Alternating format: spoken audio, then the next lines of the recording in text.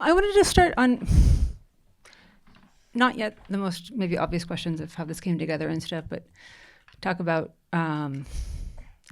what seems like an anachronism of like making a union now in this globalized world, the impossibility of that, and finding the imaginary to do that, in which feels impossible. And that's a question for all of you. Chris, do you want to start? Sure. So the question is about why we chose to unionize more so. Yeah, I guess Yeah. after like the 20th centuries, like in the U.S.'s history of like basically making it almost unviable. We still have them; they still exist, but it seemed like a harder and harder thing to do. And then now with this globalized in-time infrastructural economy, like just this idea of having one person, like having something to even be a foe to organize against, to create that imagination together, to be like, we can do this. Well, yeah. I mean, for a lot of people, they don't know that the history of labor in this country, and that's a sad thing. Unions are the reason why the president or the president-elect is running is using talking points that unions provided 8-hour work days, vacation days, sick days. And in this country, unfortunately, we're in a country where union density is less than 6% in the private sector and less than 10% in the public sector. So nobody's in the union. And to be unionizing against $1 trillion company, of course, that's something that was unprecedented, but very much needed. Amazon's been around at that time. It was ununionized for 28 years.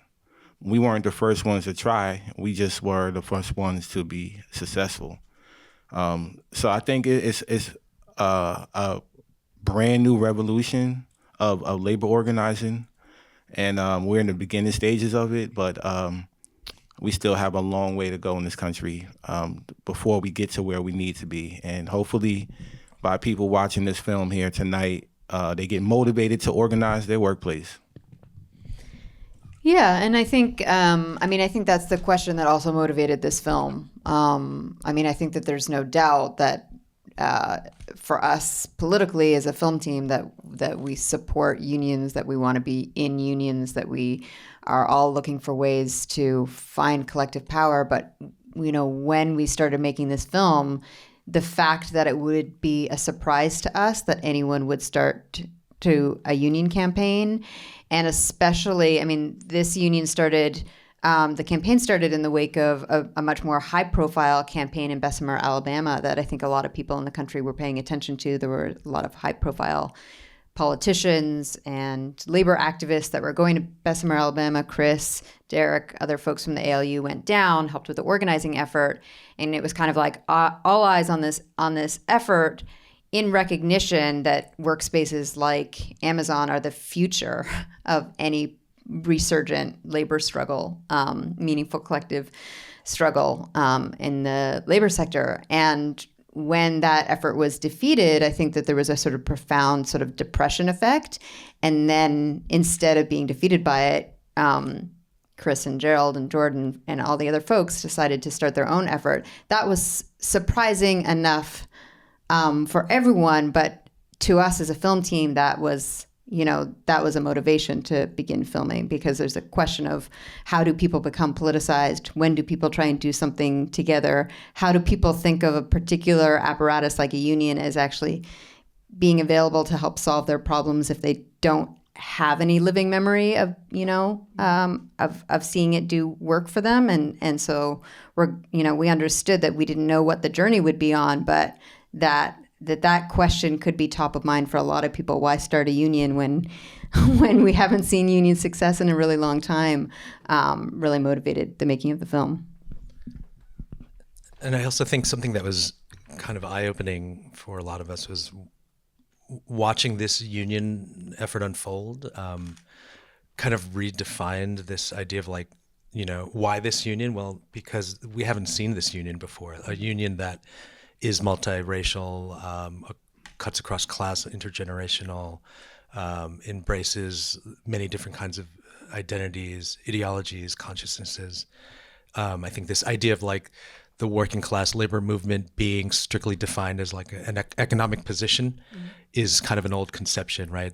Back in the days of like, coal mining and auto working, unionization. And now we're seeing a very different, a new, radically defined kind of community of organizers that come together, from very vastly different backgrounds at times that, have experienced either the material conditions of, the economic disenfranchisement, or have been drawn because of like this passionate, ideological belief that they can bring something meaningful with, as we saw with the salts that came into the union effort. And I think that sense of intersectional collaboration was really meaningful. Yeah, there's a point at which, Chris, you say this isn't about left or right, and I mean that's left or right, I guess, in an American sense, which is also always changing on us. But I think that also speaks to what Stephen is saying, where maybe in this case, and possible other solidarity cases, there's a way to to just try to get away from these affiliations and find commonality instead of constantly dealing with these like various levels of hierarchies and non-hierarchies. And I wanted to ask how you feel about that, if that's part of that campaign for you and for future campaigns. Yeah, absolutely. I mean, once again, we organized in Staten Island, which is the only red borough out of the 5. So, we wasn't going over there screaming out Bernie Sanders, even though we did get him to come. But that was the first time in history that a politician of that stature would come to Staten Island because of... Just was there at all. Well, once again, these things don't happen unless we organize. So it wasn't the other way around. We weren't relying on political campaigns or politicians. We had to do the work first, unfortunately, to get them to come. But we kept it. The enemy always was Jeff Bezos and Amazon. That's the focus. That still is. Jeff Bezos makes too much damn money, and the workers deserve their fair share. So we don't care whether you're voting for Trump. And we have people in our core that likes this guy. But hey, to each your own. But when it comes to working conditions and things like that, I think everybody can agree that Jeff Bezos and Amazon deserves to pay workers a decent living wage and provide benefits as well.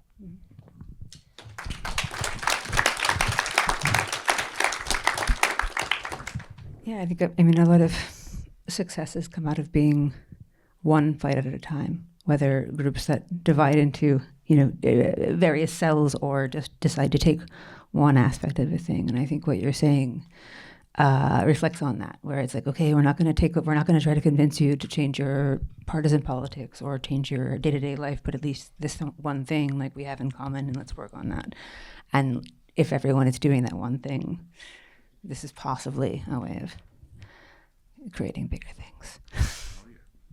Yeah, I mean, it's also, again, like when we were making the film, especially at the beginning of making a film that could easily be described as a campaign film, but you don't want to lead people on a campaign film if you don't necessarily know how it's going to end.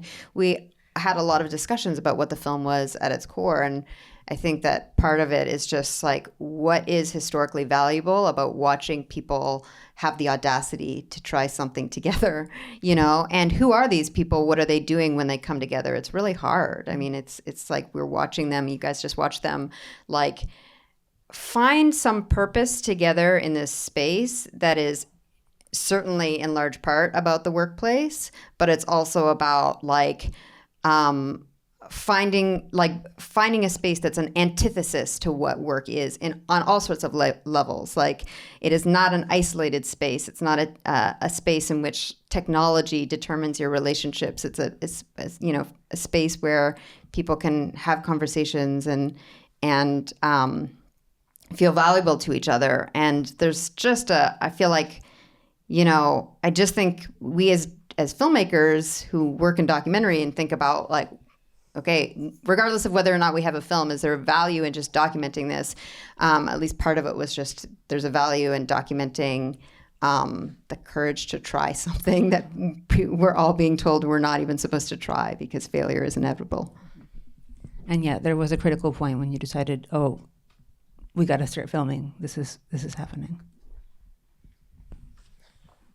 Sure. I mean, and it's more about the critical moment where they decided, we can't just troll Bezos for a year. We're going to do something with this energy. I think that was an incredible inflection point. And when you think about, like the deep contradictions that, Chris and his friends existed within, right? This is a company that puts a lot of effort into wanting to be seen as literally, quote unquote, Earth's best employer.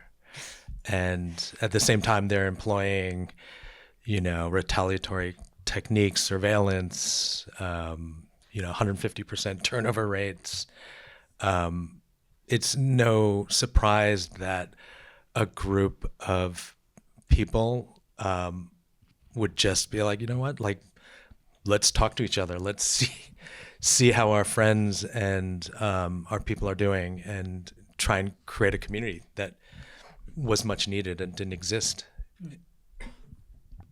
I don't know. I'm always excited and surprised by when people just decide, like, maybe this reality doesn't have to be, just fundamentally. But yeah, it's just any point like that where it's like, something could happen. I can take questions if you are ready. Otherwise, I'll keep going. Yes. The footage in the film from inside the Amazon plant, I'm curious whether that was footage that was taken for the union campaign or for the film or for both, and whether those purposes were entirely aligned and how it ended up in the movie. Thank you. Well, there's a legally safe answer to that question. And then one maybe that's more behind the scenes. But I mean, of course, what they were doing was very smart. I guess what it's like akin to like how Gordon Parks would refer to his camera as his weapon of choice, right? To document the systemic oppression, right? It was a tool they used to collect evidence of unfair labor practice and violation of labor law. And those would go directly to the NLRB and their attorneys, and they built their powerful case against Amazon using those cameras. We spent a decent amount of time with y'all, and I think there was an understanding also they themselves knew. I mean, Chris, you'd always say this all the time, like, you guys are going to see the good, the bad, and the ugly, and we want you to. And they, you wanted us to understand on a deep level everything that was happening on the inside and out in every sense of that. And so this idea of like the sharing of those material resources for both their case, but also this idea that you understood people should just know what's happening and be able to bear witness. Yeah, real time. When we were organizing, it wasn't like to use the footage inside. We worked there, so we know what we were going through. It was more so we knew one day that somebody is going to ask that same question of like what happens on the inside during these campaigns. And now there's footage to show people, because Amazon is never going to release it. You're never going to see the company give y'all, unless it's a PR stunt, when they had like Jeff Bezos, somebody walking through, folding one box, and then he leaves, and you never hear from this guy again. But for us, we knew that having footage as much as possible, it was a risk as an organizer.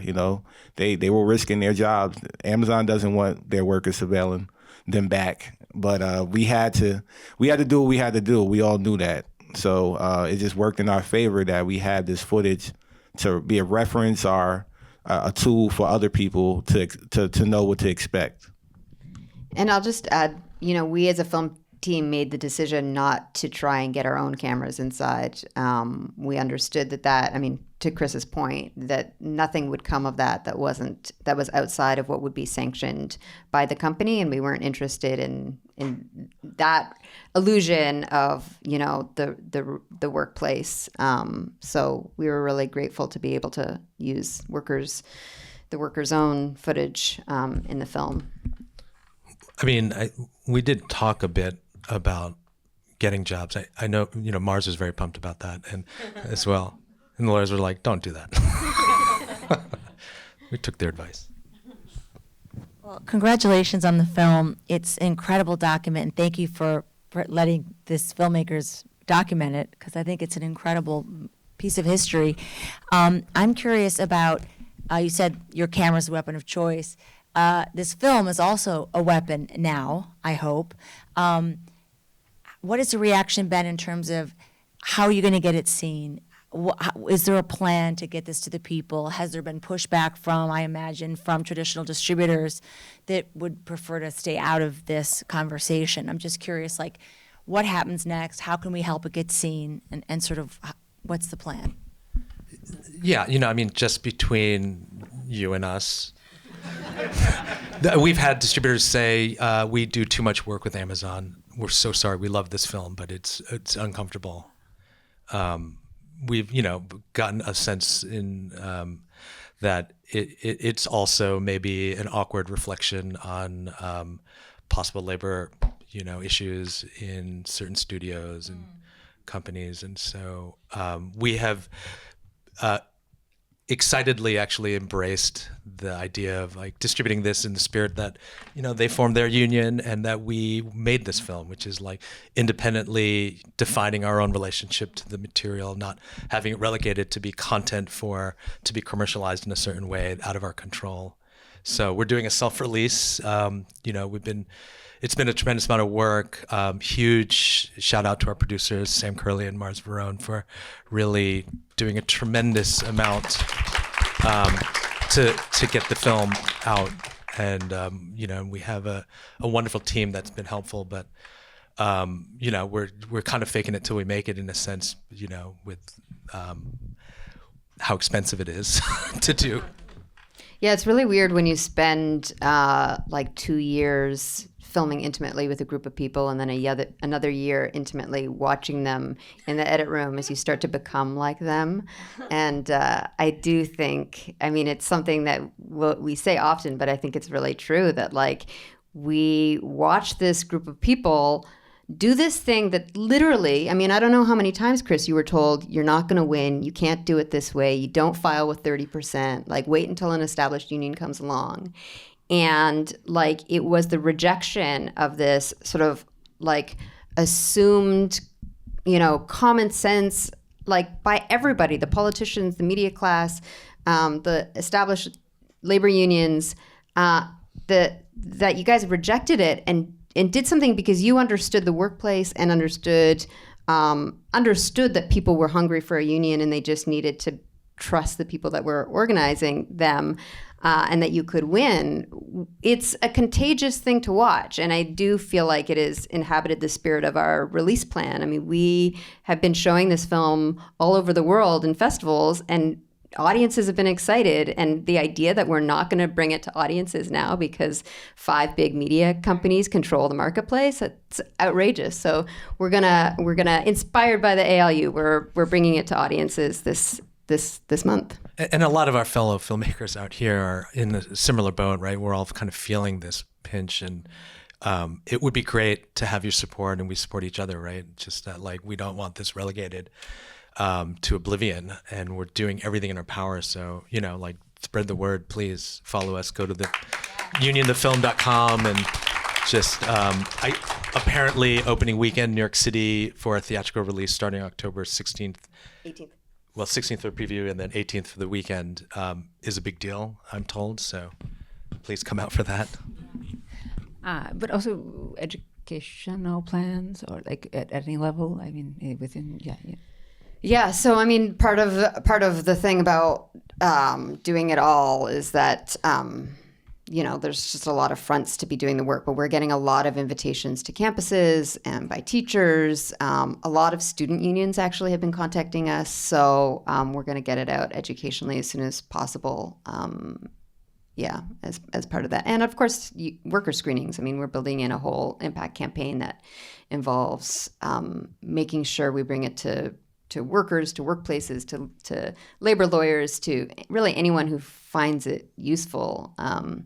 So that's part of the overall strategy.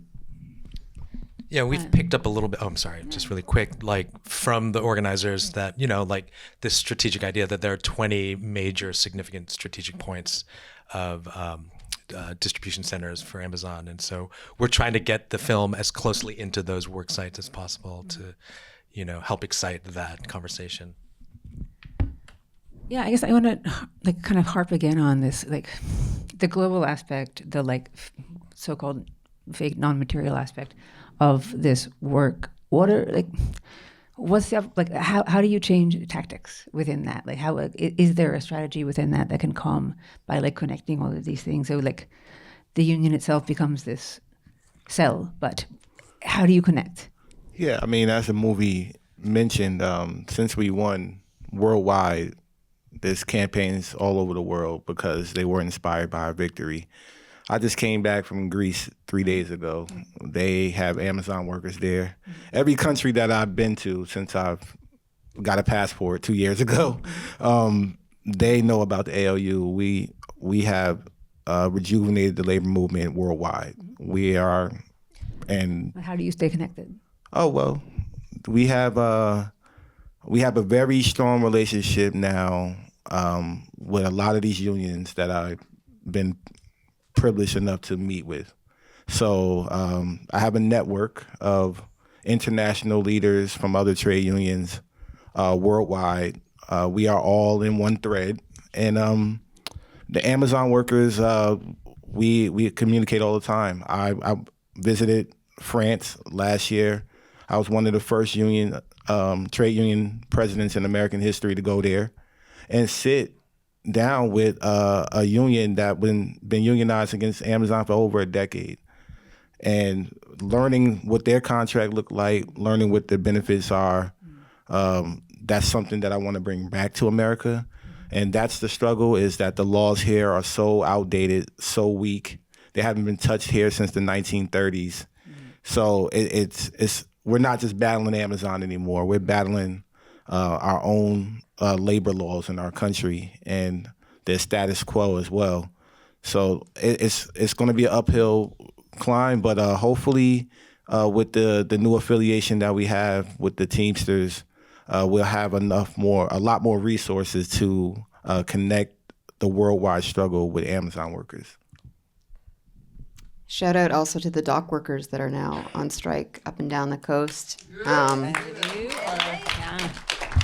I mean, I think that this is why, Steve and I watched a lot, the whole team watched a lot of labor films. We exist within a long and illustrious canon of labor documentaries, labor cinema, and it felt very important to think about how the economy is transformed. We exist in a global, supply chain economy in which what happens at one warehouse matters precisely because it's interconnected to an entire supply chain. And that understanding how that works and connecting among these sites is key to figuring out the chokeholds that are going to be necessary to actually, bring production to a halt, which of course is how workers leverage their power. So we're really excited for this film also to hopefully exist with a lot of other labor cinema that's going to be created all over the world. Yeah, and I feel like, as a society, like people are starting to really pick up on this idea that the burden of these predatory pricing and like next day delivery falls on the workers, right? I mean, squarely on them. And then those working conditions and being underpaid, is what makes up for that impossibility. And so, I think a lot of people are kind of feeling very discomforted by the activism that these guys have been doing, because I think people are catching on, like this hyper exploitive economic model is what they're challenging, and that most people are not down with that. I think that is deeply upsetting to many people. It's just like, how do you mobilize that energy? How do you make it not just kind of like a Vox article that you scroll past, and actually channel that somewhere? And I think that's where the really hard work, where traditional unions really need to understand how to support grassroots movements.